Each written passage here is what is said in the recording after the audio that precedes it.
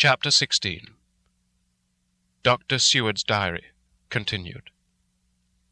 It was just 12:15 o'clock when we got into the churchyard over the low wall. The night was dark, with occasional gleams of moonlight between the rents of the heavy clouds that scudded across the sky. We all kept somehow close together, with Van Helsing slightly in front as he led the way. When we had come close to the tomb, I looked well at Arthur, for I feared that the proximity to a place laden with so sorrowful a memory would upset him. But he bore himself well. I took it that the very mystery of the proceeding was in some way a counteractant to his grief. The professor unlocked the door, and seeing a natural hesitation amongst us for various reasons, solved the difficulty by entering first himself. The rest of us followed, and he closed the door. He then lit a dark lantern and pointed to the coffin. Arthur stepped forward, hesitatingly. Van Helsing said to me, "You were with me here yesterday. Was the body of Miss Lucy in that coffin?" It was. The professor turned to the rest, saying, "You hear, and yet there is no one who does not believe with me." He took his screwdriver and again took off the lid of the coffin. Arthur looked on, very pale but silent. When the lid was removed, he stepped forward. He evidently didn't know that there was a leaden coffin, or at any rate had not thought of it. When he saw the rent in the lead, the blood rushed to his face for an instant, but as quickly fell away again, so that he remained of a ghastly whiteness. He was still silent. Van Helsing forced back the leaden flange.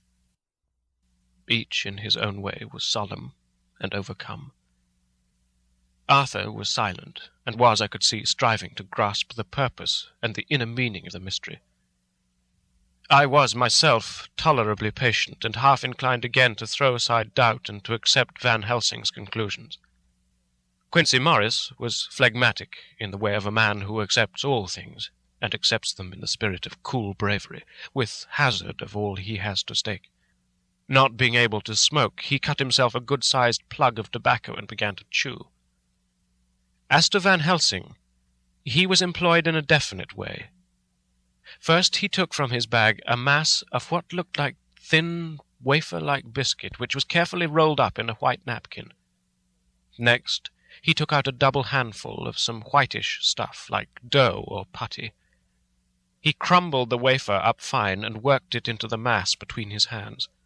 This he then took, and rolling it into thin strips, began to lay them into the crevices between the door and its setting in the tomb. I was somewhat puzzled at this, and being close, asked him what it was that he was doing. Arthur and Quincy drew near also, as they too were curious. He answered, "I am closing the tomb, so that the undead may not enter." "And is that stuff you've put there going to do it?" asked Quincy. "Great Scott, is this a game?" "It is." "What is that which you are using?" This time the question was by Arthur. Van Helsing reverently lifted his hat as he answered, "The host. I brought it from Amsterdam. I have an indulgence." It was an answer that appalled the most sceptical of us, and we felt individually that in the presence of such earnest purpose as the professor's, a purpose which could thus use the to him most sacred of things, it was impossible to distrust. In respectful silence we took the places assigned to us close around the tomb, but hidden from the sight of anyone approaching. I pitied the others, especially Arthur. I had myself been apprenticed by my former visits to this watching horror, and yet I, who had up to an hour ago repudiated the proofs, felt my heart sink within me. Never did tombs look so ghastly white. Never did cypress, or yew, or juniper so seem the embodiment of funereal gloom. Never did tree or grass wave or rustle so ominously, never did bough creak so mysteriously, and never did the far-away howling of dogs send such a woeful presage through the night. There was a long spell of silence, a big, aching void. And then from the professor a keen tss. He pointed, and far down the avenue of yews we saw a white figure advance, a dim white figure which held something dark at its breast. The figure stopped, and at the moment a ray of moonlight fell upon the masses of driving clouds, and showed in startling prominence a dark-haired woman dressed in the cerements of the grave. We could not see the face, for it was bent down over what we saw to be a fair-haired child. There was a pause, and a sharp little cry, such as a child gives in sleep, or a dog as it lies before the fire and dreams. We were starting forward, but the Professor's warning hand, seen by us as he stood behind a yew tree, kept us back. And then, as we looked, the white figure moved forwards again. It was now near enough for us to see clearly, and the moonlight still held. My own heart grew cold as ice, and I could hear the gasp of Arthur as we recognized the features of Lucy Westenra. Lucy Westenra! But yet how changed! The sweetness was turned to adamantine, heartless cruelty, and the purity to voluptuous wantonness. Van Helsing stepped out, and, obedient to his gesture, we all advanced too, the four of us ranged in a line before the door of the tomb. Van Helsing raised his lantern and drew the slide. By the concentrated light that fell on Lucy's face we could see that the lips were crimson with fresh blood, and that the stream had trickled over her chin and stained the purity of her lawn death-robe. And we all looked in and recoiled. The coffin was empty. For several minutes no one spoke a word. The silence was broken by Quincy Morris. "Professor, I answered for you. Your word is all I want. I wouldn't ask such a thing ordinarily.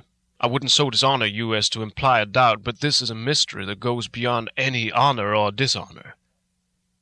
Is this your doing? I swear to you by all that I hold sacred that I have not removed nor touched her. What happened was this. 2 nights ago my friend Seward and I came here, with good purpose, believe me. I opened that coffin, which was then sealed up, and we found it as now empty. We then waited, and saw something white come through the trees.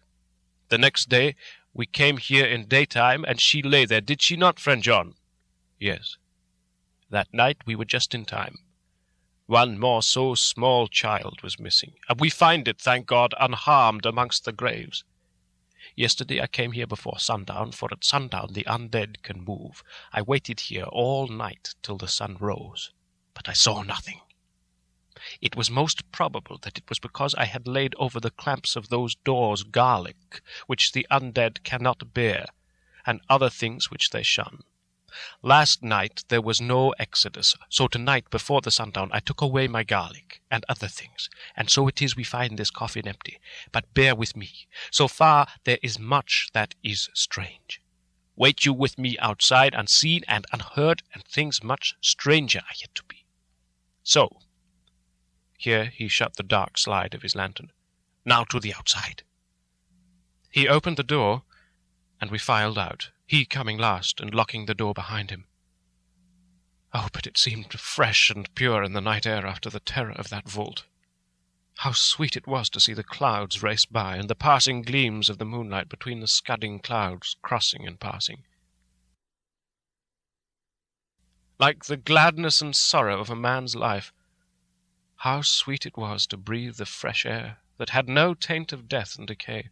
How humanizing to see the red lighting of the sky beyond the hill, and to hear, far away, the muffled roar that marks the life of a great city. We shuddered with horror. I could see by the tremulous light that even Van Helsing's iron nerve had failed. Arthur was next to me, and if I hadn't seized his arm and held him up, he would have fallen. When Lucy, I call the thing that was before us Lucy because it bore her shape, saw us, she drew back with an angry snarl, such as a cat gives when taken unawares. Then her eyes ranged over us. Lucy's eyes in form and colour, but Lucy's eyes unclean and full of hell-fire instead of the pure, gentle orbs we knew. At that moment, the remnant of my love passed into hate and loathing. Had she then to be killed, I could have done it with savage delight. As she looked, her eyes blazed with unholy light, and the face became wreathed with a voluptuous smile. Oh God, how it made me shudder to see it! With a careless motion she flung to the ground, callous as a devil, the child that up to now she had clutched strenuously to her breast, growling over it as a dog growls over a bone. The child gave a sharp cry and lay there moaning. There was a cold-bloodedness in the act which wrung a groan from Arthur. When she advanced to him with outstretched arms and a wanton smile, he fell back and hid his face in his hands. She still advanced, however, and with a languorous, voluptuous grace said, "Come to me, Arthur. Leave these others and come to me. My arms are hungry for you. Come, and we can rest together. Come, my husband, come."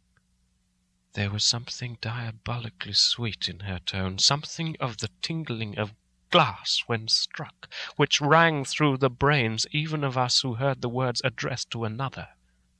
As for Arthur, he seemed under a spell. Moving his hands from his face, he opened wide his arms. She was leaping for them when Van Helsing sprang forward and held between them his little golden crucifix. She recoiled from it, and with a suddenly distorted face, full of rage, dashed past him as if to enter the tomb. When within a foot or two of the door, however, she stopped, as if arrested by some irresistible force. Then she turned, and her face was shown in the clear burst of moonlight, and by the lamp, which had now no quiver from Van Helsing's iron nerves. Never did I see such baffled malice on a face, and never, I trust, shall such ever be seen again by mortal eyes. The beautiful colour became livid, the eyes seemed to throw out sparks of hell-fire, the brows were wrinkled as though the folds of the flesh were the coils of Medusa's snakes, and the lovely blood-stained mouth grew to an open square, as in the passion masks of the Greeks and Japanese. If ever a face meant death, if looks could kill, we saw it at that moment. And so for full half a minute, which seemed an eternity, she remained between the lifted crucifix and the sacred closing of her means of entry. Van Helsing broke the silence by asking Arthur, "Answer me, O my friend, am I to proceed in my work?" Arthur threw himself on his knees and hid his face in his hands as he answered, "Do as you will, my friend, do as you will. There can be no horror like this, ever, any more." And he groaned in spirit. Quincy and I simultaneously moved towards him and took his arms. We could hear the click of the closing lantern as Van Helsing held it down. Coming close to the tomb, he began to remove from the chinks some of the sacred emblem which he'd placed there. We all looked on in horrified amazement as we saw, when he stood back, the woman, with a corporeal body as real at that moment as our own, pass in through the interstice where scarce a knife-blade could have gone. We all felt a glad sense of relief when we saw the professor calmly restoring the strings of putty to the edges of the door. When this was done, he lifted the child and said, "Come now, my friends. We can do no more till tomorrow. There is a funeral at noon, so here we shall all come before long after that. The friends of the dead will all be gone by 2, and when the sexton lock the gate we shall remain. Then there is more to do, but not like this of tonight. As for this little one, he is not much harm, and by tomorrow night he shall be well. We shall leave him where the police will find him, as on the other night, and then to home." Coming close to Arthur, he said, "My friend Arthur, you have had a sore trial, but after, when you look back, you will see how it was necessary. You are now in the bitter waters, my child. By this time tomorrow you will, please God, have passed them and have drunk of the sweet waters. So do not mourn overmuch. Till then I shall not ask you to forgive me." Arthur and Quincy came home with me, and we tried to cheer each other on the way.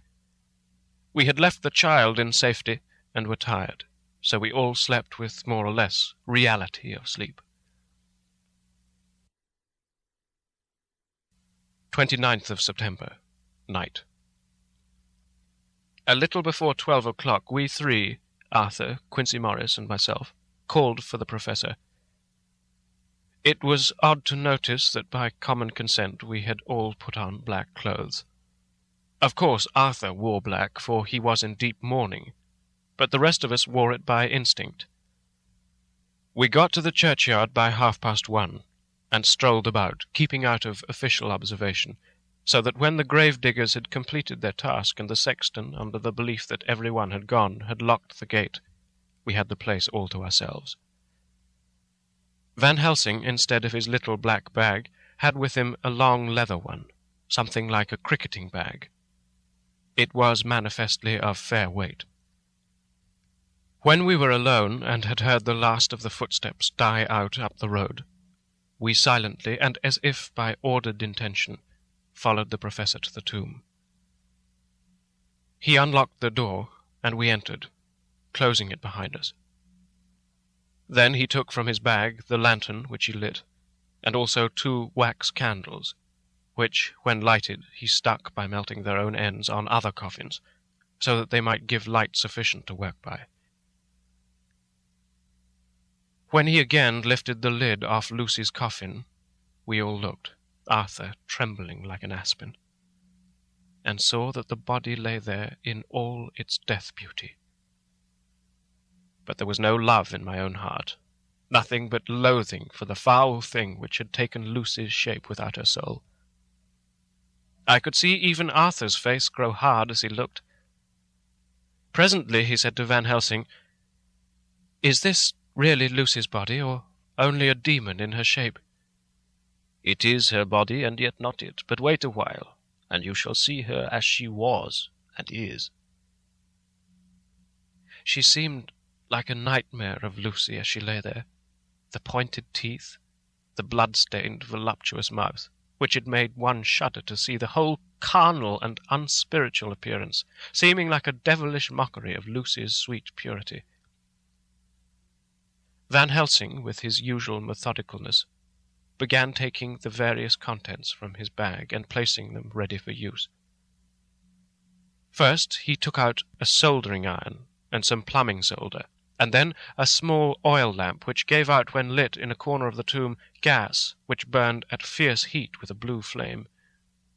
Then his operating knives, which he placed to hand. And last, a round wooden stake some 2½ or 3 inches thick, and about 3 feet long.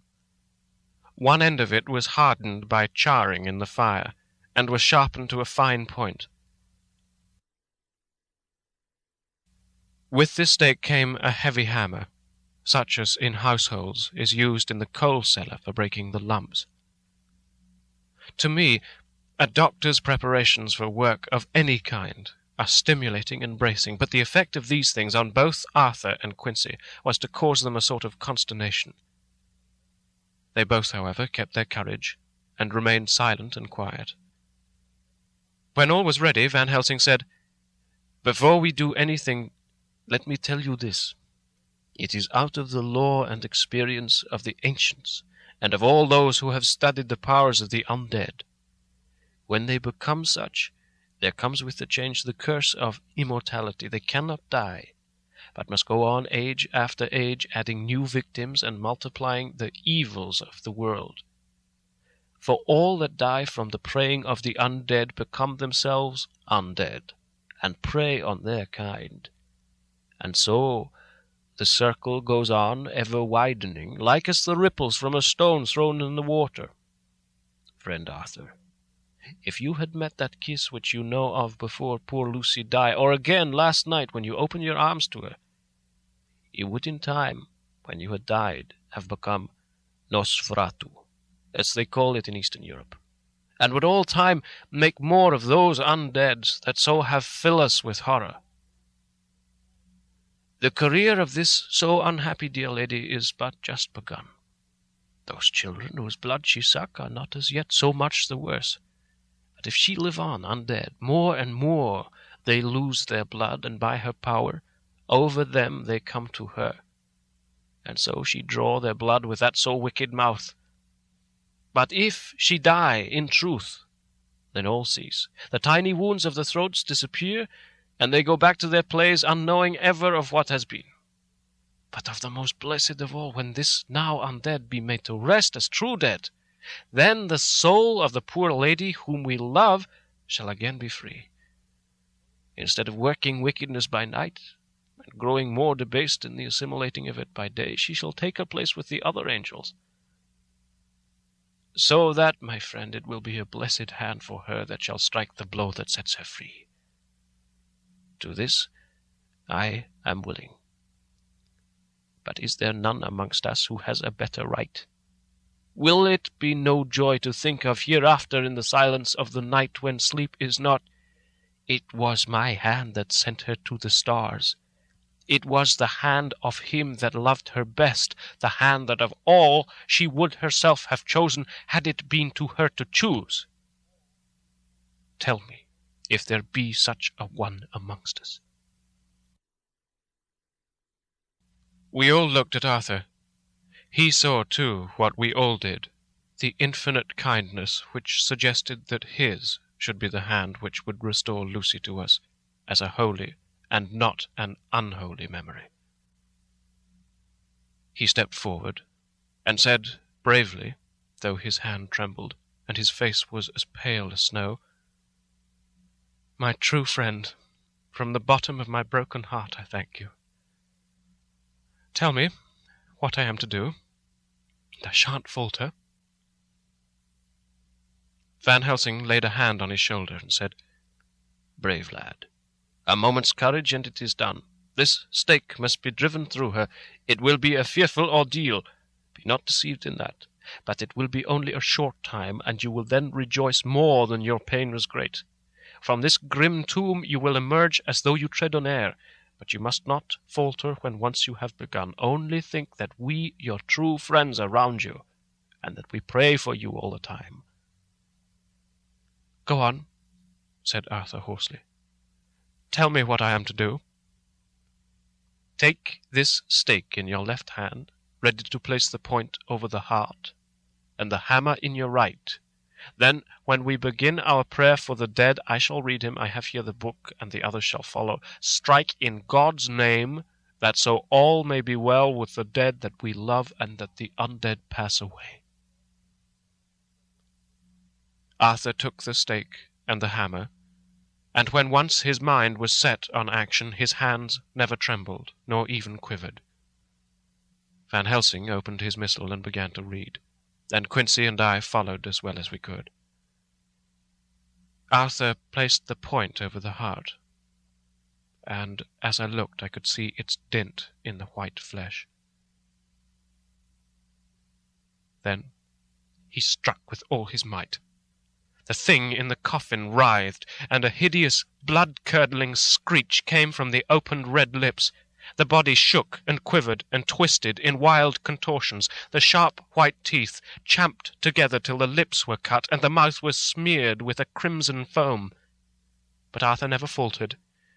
He looked like a figure of Thor, as his untrembling arm rose and fell, driving deeper and deeper the mercy-bearing stake, whilst the blood from the pierced heart welled and spurted up around it.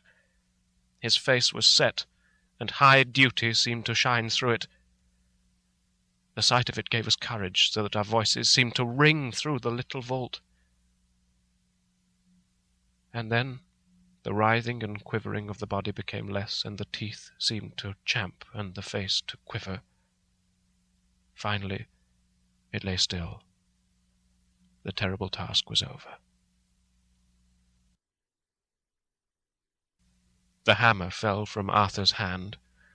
He reeled, and would have fallen hadn't we caught him. The great drops of sweat sprang from his forehead, and his breath came in broken gasps. It had indeed been an awful strain on him. And had he not been forced to his task by more than human considerations, he could never have gone through with it. For a few minutes we were so taken up with him that we didn't look towards the coffin. When we did, however, a murmur of startled surprise ran from one to the other of us. We gazed so eagerly that Arthur rose, for he had been seated on the ground, and came and looked too. And then a glad and strange light broke over his face and dispelled altogether the gloom of horror that lay upon it. There in the coffin lay no longer the foul thing that we had so dreaded, and grown to hate that the work of her destruction was yielded as a privilege to the one best entitled to it, but Lucy, as we had seen her in her life, with her face of unequalled sweetness and purity. True that there were, as we'd seen them in life, the traces of care and pain and waste, but these were all dear to us, for they marked her truth to what we knew. One and all we felt that the holy calm that lay like sunshine over the wasted face and form was only an earthly token and symbol of the calm that was to reign forever. Van Helsing came and laid his hand on Arthur's shoulder, and said to him, "And now, Arthur, my friend, dear lad, am I not forgiven?" The reaction of the terrible strain came as he took the old man's hand in his, and raising it to his lips, pressed it, and said, "Forgiven. God bless you that you have given my dear one her soul again, and me peace." He put his hands on the professor's shoulder, and laying his head on his breast, cried for a while silently, whilst we stood unmoving. When he raised his head, Van Helsing said to him, "And now, my child, you may kiss her. Kiss her dead lips, if you will, as she would have you to, if for her to choose. For she is not a grinning devil now, not any more a foul thing for all eternity. No longer she is the devil's undead, she is God's true dead, whose soul is with him." Arthur bent and kissed her. And then we sent him and Quincy out of the tomb. The professor and I sawed the top off the stake, leaving the point of it in the body. Then we cut off the head and filled the mouth with garlic. We soldered up the leaden coffin, screwed on the coffin lid, and gathering up our belongings came away. When the professor locked the door, he gave the key to Arthur. Outside, the air was sweet, the sun shone, and the birds sang, and it seemed as if all nature were tuned to a different pitch. There was gladness and mirth and peace everywhere, for we were at rest ourselves on one account, and we were glad, though it was with a tempered joy. Before we moved away, Van Helsing said, "Now, my friends, one step of our work is done, one of the most harrowing to ourselves. But there remains a greater task, to find out the author of all this our sorrow, and to stamp him out. I have clues which we can follow, but it is a long task, and a difficult, and there is danger in it, and pain. Shall you not all help me? We have learned to believe, all of us, is it not so? And since so, do we not see our duty? Yes. And do we not promise to go on to the bitter end?" Each in turn, we took his hand, and the promise was made. "Then," said the professor as we moved off, "2 nights hence you shall meet with me and dine together at 7 of the clock with friend John. I shall entreat 2 others, 2 that you know not as yet, and I shall be ready to all our work show and our plans unfold. Friend John, you come with me home, for I have much to consult about, and you can help me. Tonight I leave for Amsterdam, but shall return tomorrow night, and then begins our great quest. But first I shall have much to say, so that you may know what is to do and to dread. Then our promise shall be made to each other anew, for there is a terrible task before us, and once our feet are on the ploughshare, We must not draw back.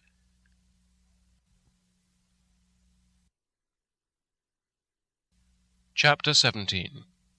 Dr. Seward's Diary continued. When we arrived at the Berkeley Hotel, Van Helsing found a telegram waiting for him. "Am coming up by train. Jonathan at Whitby. Important news. Mina Harker." The professor was delighted. "Ah, that wonderful Madam Mina," he said. "Pearl among women. She arrived, but I cannot stay. She must go to your house, friend John. You must meet her at the station. Telegraph her en route so that she may be prepared." When the wire was dispatched, he had a cup of tea. Over it he told me of a diary kept by Jonathan Harker when abroad, and gave me a typewritten copy of it, as also of Mrs. Harker's diary at Whitby. "Take these," he said, "and study them well. When I have returned, you will be master of all the facts, and we can then better enter on our inquisition. Keep them safe, for there is in them much of treasure. You will need all your faith, even you who have had such an experience as that of today. What is here told," he laid his hand heavily and gravely on the packet of papers as he spoke, "may be the beginning of the end to you and me, and many another. Or it may sound the knell of the undead who walk the earth. Read all, I pray you, with the open mind, and if you can add in any way to the story here told, do so, for it is all important. You have kept diary of all these so strange things, is it not so? Yes, then we shall go through all these together when we meet." He then made ready for his departure, and shortly after drove off to Liverpool Street. I took my way to Paddington, where I arrived about 15 minutes before the train came in. The crowd melted away after the bustling fashion common to arrival platforms, and I was beginning to feel uneasy, lest I might miss my guest, when a sweet-faced, dainty-looking girl stepped up to me, and after a quick glance said, "Dr. Seward, is it not?" "And you are Mrs. Harker," I answered at once, whereupon she held out her hand. "I knew you from the description of poor dear Lucy, but—" She stopped suddenly, and a quick blush overspread her face. The blush that rose to my own cheeks somehow set us both at ease, for it was a tacit answer to her own. I got her luggage, which included a typewriter, and we took the Underground to Fenchurch Street, after I'd sent a wire to my housekeeper to have a sitting-room and bedroom prepared at once for Mrs. Harker. In due time we arrived. She knew, of course, that the place was a lunatic asylum, but I could see that she was unable to repress a shudder when we entered. She told me that, if she might, she would come presently to my study, as she had much to say. So here I am, finishing my entry in my phonograph diary whilst I await her. As yet I haven't had the chance of looking at the papers which Van Helsing left with me, though they lie open before me. I must get her interested in something so that I may have an opportunity of reading them. She doesn't know how precious time is, or what a task we have in hand. I must be careful not to frighten her. Here she is.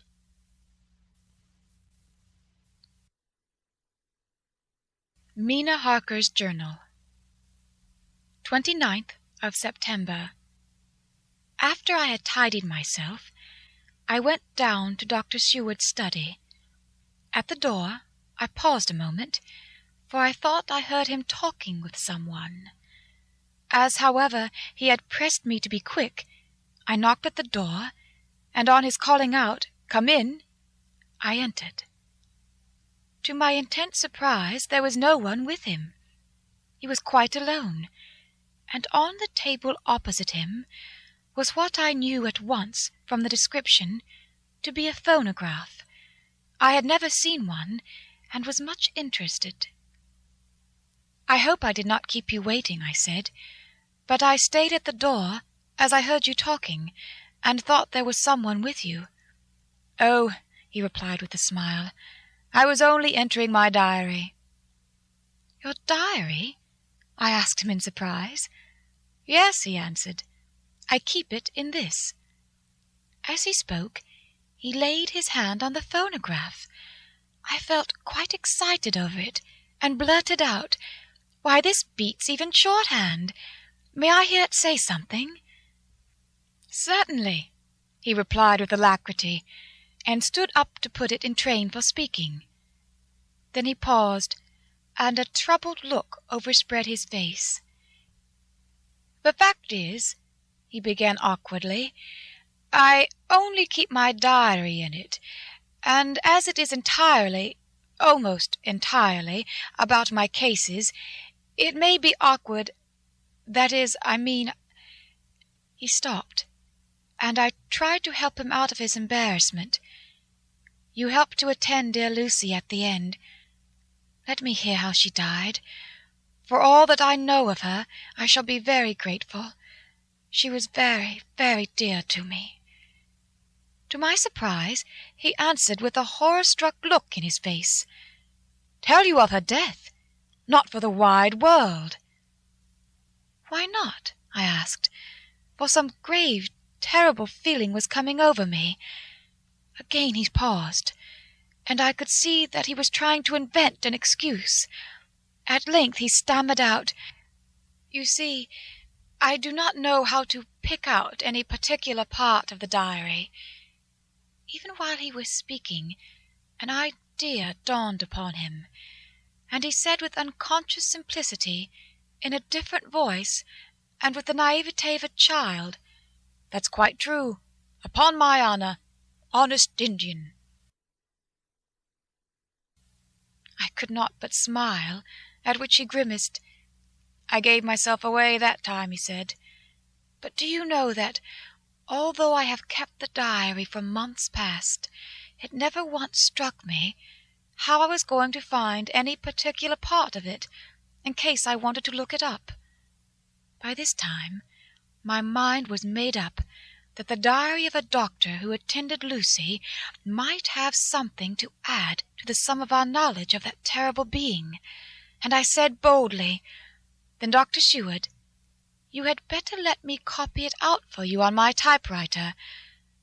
He grew to a positively deathly pallor as he said, "No, no, no, for all the world, I wouldn't let you know that terrible story."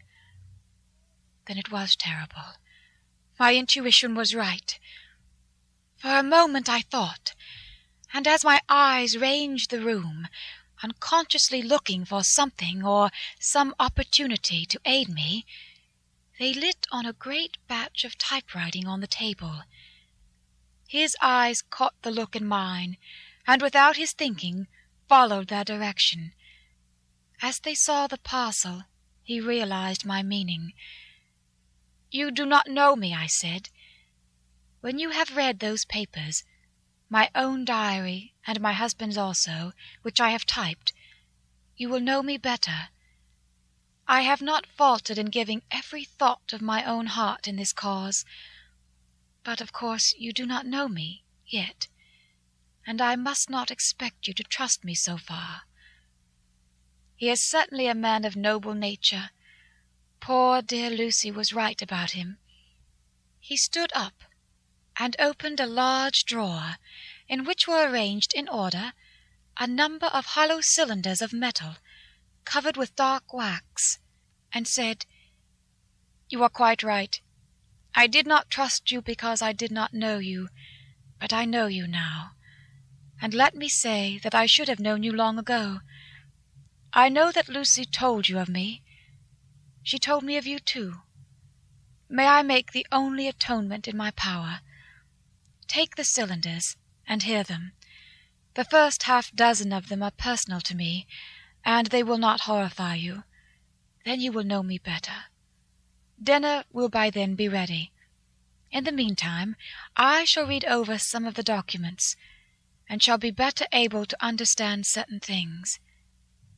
He carried the phonograph himself up to my sitting-room, and adjusted it for me. Now I shall learn something pleasant, I am sure, for it will tell me the other side of a true love episode, of which I know one side already.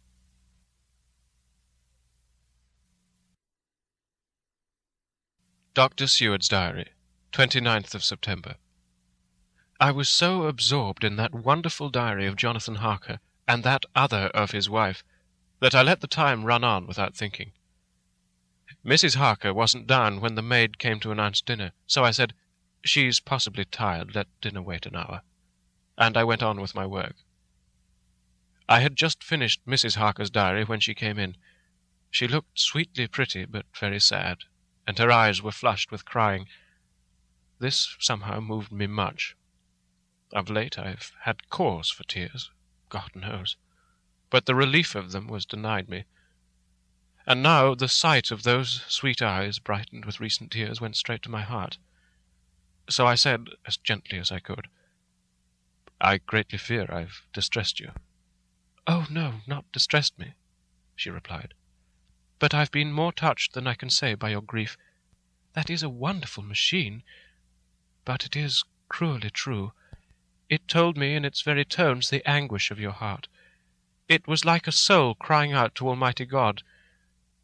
No one must hear them spoken ever again. See, I have tried to be useful. I've copied out the words on my typewriter, and none other need now hear your heart beat as I did." "No one need ever know, shall ever know," I said in a low voice. She laid her hand on mine and said very gravely, "Ah, but they must." "Must? But why?" I asked. "Because it is a part of the terrible story, a part of poor dear Lucy's death and all that led to it. Because in the struggle which we have before us to rid the earth of this terrible monster, we must have all the knowledge and all the help which we can get. I think that the cylinders which you gave me contained more than you intended me to know, but I can see that there are in your record many lights to this dark mystery. You will let me help, will you not? I know all up to a certain point, and I see already, though your diary only took me to 7th of September, how poor Lucy was beset, and how her terrible doom was being wrought out. Jonathan and I have been working day and night since Professor Van Helsing saw us. He's gone to Whitby to get more information, and he will be here tomorrow to help us. We need have no secrets amongst us. Working together and with absolute trust, we can surely be stronger than if some of us were in the dark." She looked at me so appealingly, and at the same time manifested such courage and resolution in her bearing, that I gave in at once to her wishes. "You shall," I said, "do as you like in the matter. God forgive me if I do wrong. There are terrible things yet to learn of, but if you have so far travelled on the road to poor Lucy's death, you will not be content, I know, to remain in the dark. Nay, the end, the very end, may give you a gleam of peace. Come, there is dinner. We must keep one another strong for what is before us. We have a cruel and dreadful task. When you have eaten, you shall learn the rest, and I shall answer any questions you ask. If there be anything which you do not understand, though it was apparent to us who were present." Mina Harker's Journal, 29th of September. After dinner, I came with Dr. Seward to his study. He brought back the phonograph from my room, and I took my typewriter. He placed me in a comfortable chair and arranged the phonograph so that I could touch it without getting up, and showed me how to stop it in case I should want to pause. Then he very thoughtfully took a chair with his back to me, so that I might be as free as possible, and began to read. I put the forked metal to my ears and listened. When the terrible story of Lucy's death and all that followed was done, I lay back in my chair, powerless. Fortunately, I am not of a fainting disposition. When Dr. Seward saw me, he jumped up with a horrified exclamation, and hurriedly, taking a case bottle from the cupboard, gave me some brandy, which in a few minutes somewhat restored me. My brain was all in a whirl, and only that there came through all the multitude of horrors the holy ray of light, that my dear, dear Lucy was at last at peace, I do not think I could have borne it without making a scene. It is all so wild and mysterious and strange that if I had not known Jonathan's experience in Transylvania, I could not have believed. As it was, I didn't know what to believe, and so got out of my difficulty by attending to something else. I took the cover off my typewriter and said to Dr. Seward, "Let me write this all out now. We must be ready for Dr. Van Helsing when he comes. I have sent a telegram to Jonathan to come on here when he arrives in London from Whitby. In this matters, dates are everything, and I think that if we get all our material ready and have every item put in chronological order, we shall have done much. You tell me that Lord Godalming and Mr. Morris are coming too. Let us be able to tell him when they come." He accordingly set the phonograph at a slow pace, and I began to typewrite from the beginning of the 7th cylinder. I used manifold, and so took 3 copies of the diary, just as I had done with all the rest. It was late when I got through, but Dr. Seward went about his work of going his round of the patients. When he had finished, he came back and sat near me, reading, so that I did not feel too lonely whilst I worked. How good and thoughtful he is! The world seems full of good men, even if there are monsters in it. Before I left him, I remembered what Jonathan put in his diary of the professor's perturbation at reading something in an evening paper at the station at Exeter. So, seeing that Dr. Seward keeps his newspapers, I borrowed the files of the Westminster Gazette and the Pall Mall Gazette, and took them to my room. I remember how much the Daily Graph and the Whitby Gazette, of which I had made cuttings, helped us to understand the terrible events at Whitby when Count Dracula landed. So I shall look through the evening papers since then, and perhaps I shall get some new light. I am not sleepy, and the work will help to keep me quiet.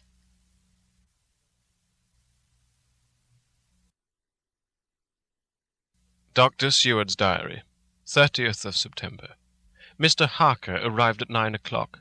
He had got his wife's wire just before starting.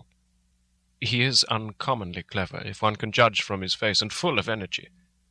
If this journal be true, and judging by one's own wonderful experiences it must be, he is also a man of great nerve. That going down to the vault a second time was a remarkable piece of daring. After reading his account of it, I was prepared to meet a good specimen of manhood, but hardly the quiet, business-like gentleman who came here today. Later. After lunch, Harker and his wife went back to their own room, and as I passed a while ago, I heard the click of the typewriter. They are hard at it. Mrs. Harker says that they're knitting together in chronological order every scrap of evidence they have. Harker has got the letters between the consignee of the boxes at Whitby and the carriers in London who took charge of them. He is now reading his wife's typescript of my diary. I wonder what they make out of it. Here it is. Strange that it never struck me that the very next house might be the Count's hiding-place. Goodness knows that we had enough clues from the conduct of the patient Renfield. The bundle of letters relating to the purchase of the house were with the typescript. Oh, if we'd only had them earlier, we might have saved poor Lucy. Stop. That way madness lies. Harker has gone back and is again collating his material. He says that by dinner-time they'll be able to show a whole connected narrative. He thinks that in the meantime I should see Renfield, as hitherto he's been a sort of index to the coming and going of the Count. I hardly see this yet, but when I get at the dates I suppose I shall. What a good thing that Mrs. Harker put my cylinders into type. We never could have found the dates otherwise. I found Renfield sitting placidly in his room with his hands folded, smiling benignly. At the moment he seemed as sane as any one I ever saw. I sat down and talked with him on a whole lot of subjects, all of which he treated naturally. He then, of his own accord, spoke of going home, a subject he has never mentioned to my knowledge during his sojourn here. In fact, he spoke quite confidently of getting his discharge at once. I believe that had I not had the chat with Harker and read the letters and the dates of his outbursts, I should have been prepared to sign for him after a brief time of observation. As it is, I am darkly suspicious. All those outbreaks were in some way linked with the proximity of the Count. What, then, does this absolute content mean? Can it be that his instinct is satisfied as to the vampire's ultimate triumph? Stay. He is himself Zoophagous, and in his wild ravings outside the chapel door of the deserted house he always spoke of Master. This all seems confirmation of our idea. However, after a while I came away. My friend is just a little too sane at present to make it safe to probe him too deep with questions. He might begin to think, and then... So I came away. I mistrust these quiet moods of his, so I've given the attendant a hint to look closely after him, and to have a strait waistcoat ready in case of need. Jonathan Harker's Journal, 29th of September, in train to London. When I received Mr. Billington's courteous message that he would give me any information in his power, I thought it best to go down to Whitby and make on the spot such inquiries as I wanted. It was now my object to trace that horrid cargo of the Count's to its place in London. Later we may be able to deal with it. Billington Junior, a nice lad, met me at the station and brought me to his father's house, where they decided that I must stay the night. They are hospitable, with true Yorkshire hospitality. Give a guest everything, and leave him free to do as he likes. They all knew that I was busy, and that my stay was short, and Mr. Billington had ready in his office all the papers concerning the consignment of boxes. It gave me almost a turn to see again one of the letters which I'd seen on the Count's table before I knew of his diabolical plans. Everything had been carefully thought out and done systematically and with precision. He seemed to have been prepared for every obstacle which might be placed by accident in the way of his intentions being carried out. To use an Americanism, he had taken no chances, and the absolute accuracy with which his instructions were fulfilled was simply the logical result of his care. I saw the invoice and took note of it. 50 cases of common earth to be used for experimental purposes. Also the copy of letter to Carter Patterson and their reply. Of both these I got copies. This was all the information Mr. Billington could give me, so I went down to the port and saw the coastguards, the customs officers, and the harbour master. They had all something to say of the strange entry of the ship, which is already taking its place in local tradition. But no one could add to the simple description 50 cases of common earth. I then saw the station master, who kindly put me in communication with the men who had actually received the boxes. Their tally was exact with the list, and they had nothing to add except that the boxes were main and mortal heavy, and that shifting them was dry work.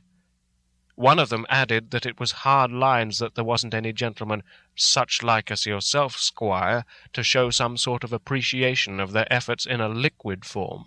Another put in a rider that the thirst then generated was such that even the time which had elapsed had not completely allayed it.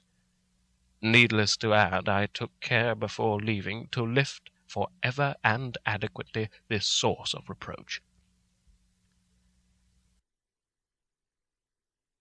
30th of September. The station-master was good enough to give me a line to his old companion, the station-master at King's Cross, so that when I arrived there in the morning I was able to ask him about the arrival of the boxes. He, too, put me at once in communication with the proper officials, and I saw that their tally was correct with the original invoice. The opportunities of acquiring an abnormal thirst has been here limited. A noble use of them had, however, been made, and again I was compelled to deal with the result in an ex post facto manner. From thence I went on to Carter Patterson's central office, where I met with the utmost courtesy. They looked up the transaction in their day-book and letter-book, and at once telephoned to their King's Cross office for more details. By good fortune the men who did the teaming were waiting for work, and the official at once sent them over, sending also by one of them the waybill and all the papers connected with the delivery of the boxes at Carfax. Here again I found the tally agreeing exactly. The carrier's men were able to supplement the paucity of the written words with a few details. These were, I shortly found, connected almost solely with the dusty nature of the job and of the consequent thirst engendered in the operators.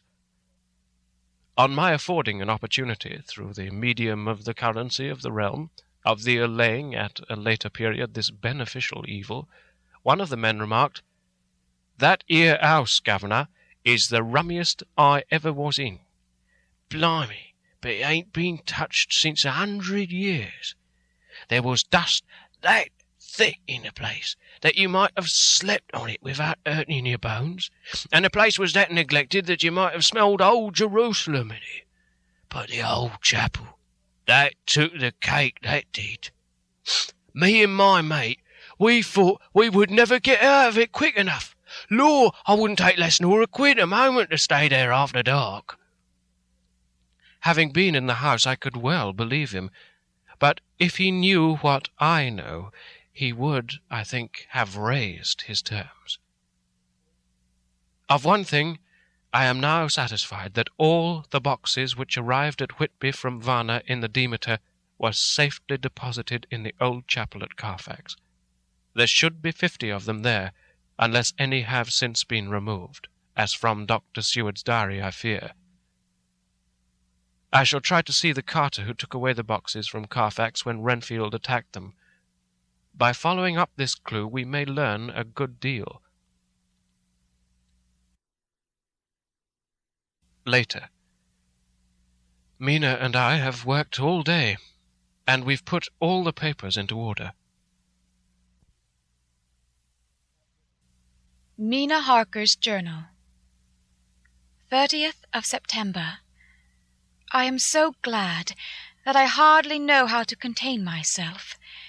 It is, I suppose, the reaction from the haunting fear which I have had, that this terrible affair and the reopening of his old wound might act detrimentally on Jonathan. I saw him leave for Whitby with as brave a face as I could, but I was sick with apprehension.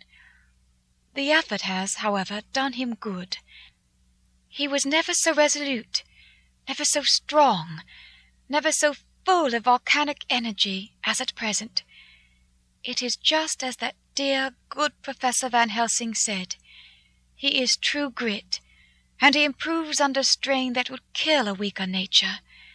He came back full of life and hope and determination. We have got everything in order for tonight. I feel myself quite wild with excitement. I suppose one ought to pity anything so hunted as is the Count. That is just it. This thing is not human, not even beast. To read Dr. Seward's account of poor Lucy's death, and what followed, is enough to dry up the springs of pity in one's heart. Later. Lord Godalming and Mr. Morris arrived earlier than we expected. Dr. Seward was out on business, and had taken Jonathan with him, so I had to see them. It was to me a painful meeting, for it brought back all poor dear Lucy's hopes of only a few months ago. Of course they had heard Lucy speak of me, and it seemed that Dr. Van Helsing, too, had been quite blowing my trumpet, as Mr. Morris expressed it. Poor fellows! Neither of them is aware that I know all about the proposals they made to Lucy. They did not quite know what to say or do, as they were ignorant of the amount of my knowledge, so they had to keep on neutral subjects. However, I thought the matter over, and came to the conclusion that the best thing I could do would be to post them in affairs right up to date. I knew from Dr. Seward's diary that they had been at Lucy's death, her real death, and that I need not fear to betray any secret before the time. So I told them, as well as I could, that I had read all the papers and diaries, and that my husband and I, having typewritten them, had just finished putting them in order. I gave them each a copy to read in the library. When Lord Godalming got his, and turned it over, it does make a pretty good pile, he said, "Did you write all this, Mrs. Harker?"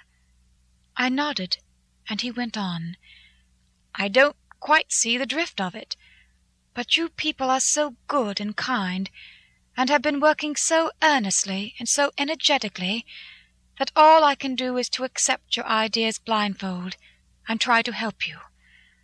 I have had one lesson already in accepting facts that should make a man humble to the last hour of his life.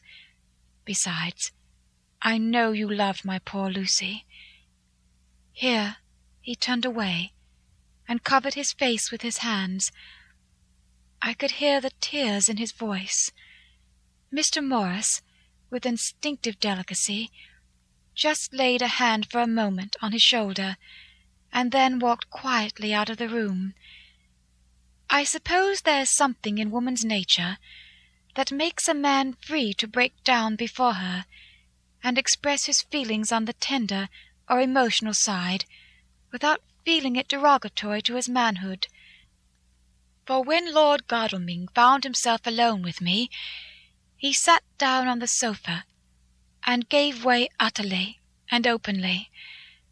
I sat down beside him, and took his hand. I hope he didn't think it was forward of me, and that if he ever thinks of it afterwards, he never will have such a thought. There I wrong him. I know he never will. He is too true a gentleman. I said to him, for I could see that his heart was breaking, "I love dear Lucy, and I know what she was to you, and what you were to her. She and I were like sisters, and now she is gone. Will you not let me be like a sister to you in your trouble? I know what sorrows you have had, though I cannot measure the depth of them. If sympathy and pity can help in your affliction, won't you let me be of some little service, for Lucy's sake?" In an instant the poor dear fellow was overwhelmed with grief. It seemed to me that all he had of late been suffering in silence found a vent at once. He grew quite hysterical, and raising his open hands, beat his palms together in a perfect agony of grief. He stood up, and then sat down again, and the tears rained down his cheeks. I felt an infinite pity for him, and opened my arms unthinkingly. With a sob, he lay his head on my shoulder, and cried like a weary child, whilst he shook with emotion. We women have something of the mother in us, that makes us rise above smaller matters when the mother spirit is invoked. I felt this big, sorrowing man's head resting on me, as though it were that of the baby that some day may lie on my bosom, and I stroked his hair as though he were my own child. I never thought at the time how strange it all was. After a little bit, his sobs ceased, and he raised himself with an apology, though he made no disguise of his emotion. He told me that for days and nights past, weary days and sleepless nights, he had been unable to speak with anyone, as a man must speak in his time of sorrow. There was no woman whose sympathy could be given to him, or with whom, owing to the terrible circumstances with which his sorrow was surrounded, he could speak freely. "I know now how I suffered," he said, as he dried his eyes, "but I do not know even yet, and none other can ever know, how much your sweet sympathy has been to me to-day. I shall know better in time, and believe me that, though I am not ungrateful now, my gratitude will grow with my understanding. You will let me be like a brother, will you not, for all our lives, for dear Lucy's sake?" For dear Lucy's sake, I said as we clasped hands. Ay, and for your own sake, he added. For if a man's esteem and gratitude are ever worth the winning, you have won mine to-day. If ever the future should bring to you a time when you need a man's help, believe me, you will not call in vain. God grant that no such time may ever come to you to break the sunshine of your life. But if it should ever come, promise me that you will let me know. He was so earnest, and his sorrow was so fresh, that I felt it would comfort him, so I said, I promise. As I came along the corridor, I saw Mr. Morse looking out of a window. He turned as he heard my footsteps. How is Art? He said. Then noticing my red eyes, he went on. Ah, I see you have been comforting him. Poor old fellow, he needs it. No one but a woman can help a man when he is in trouble of the heart. And he had no one to comfort him. He bore his own troubles so bravely that my heart bled for him. I saw the manuscript in his hand, and I knew that when he read it, he would realize how much I knew. So I said to him, I wish I could comfort all who suffer from the heart. Will you let me be your friend, and will you come to me for comfort if you need it? You will know later on why I speak. He saw that I was in earnest, and stooping, took my hand, and raising it to his lips, kissed it. It seemed but poor comfort to so brave and unselfish a soul, and impulsively I bent over and kissed him. The tears rose in his eyes, and there was a momentary choking in his throat. He said quite calmly, Little girl, you will never regret that true-hearted kindness so long as ever you live. Then he went into the study to his friend. Little girl, the very words he had used to Lucy, and oh, but he proved himself a friend.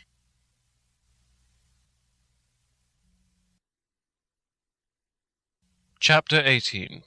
Dr. Seward's Diary. 30th of September. I got home at 5 o'clock and found that Godalming and Morris had not only arrived, but had already studied the transcript of the various diaries and letters which Harker and his wonderful wife had made and arranged. Harker had not yet returned from his visit to the carrier's men, of whom Dr. Hennessy had written to me.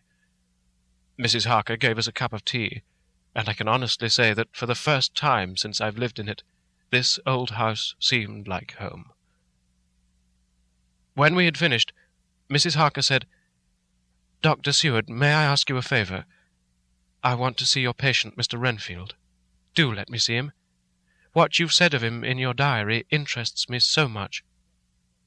She looked so appealing and so pretty that I couldn't refuse her, and there was no possible reason why I should. So I took her with me. When I went into the room, I told the man that a lady would like to see him, to which he simply answered, Why?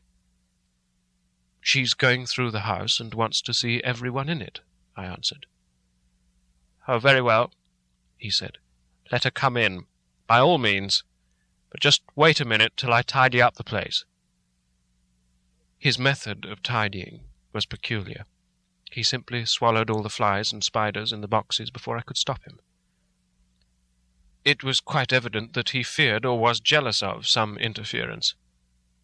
When he had got through his disgusting task, he said cheerfully, Let the lady come in, and sat down on the edge of his bed with his head down, but with his eyelids raised, so that he could see her as she entered. For a moment I thought that he might have some homicidal intent.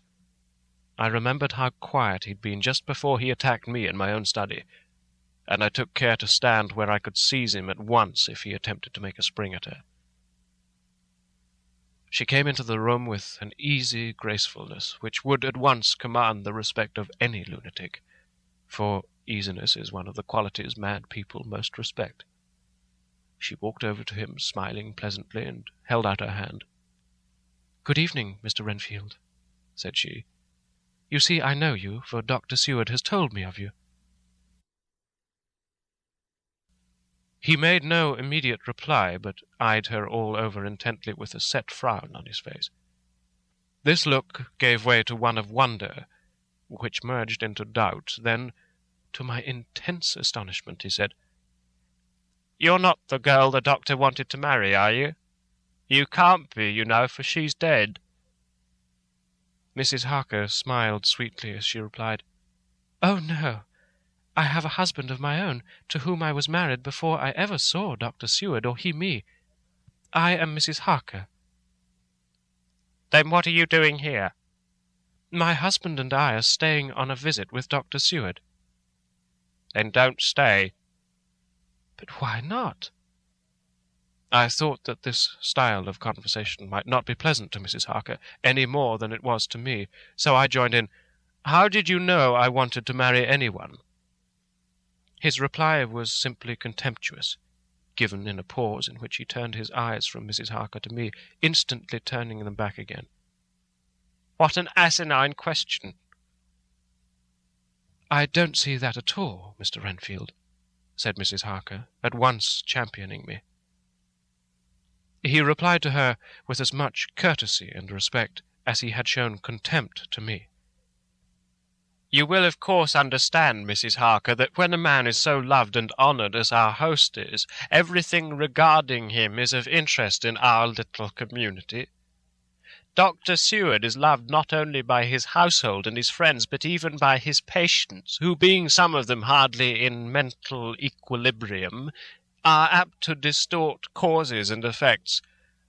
Since I myself have been an inmate of a lunatic asylum, I cannot but notice that the sophistic tendencies of some of its inmates lean towards the errors of non causa and ignoratio elenchi."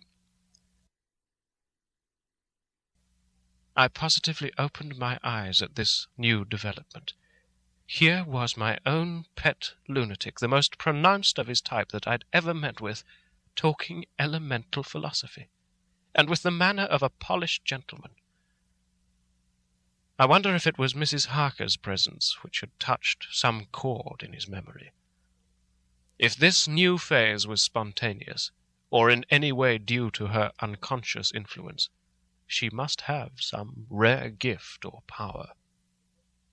We continued to talk for some time, and seeing that he was seemingly quite reasonable, she ventured, looking at me questioningly as she began, to lead him to his favourite topic. I was again astonished, for he addressed himself to the question with the impartiality of the completest sanity.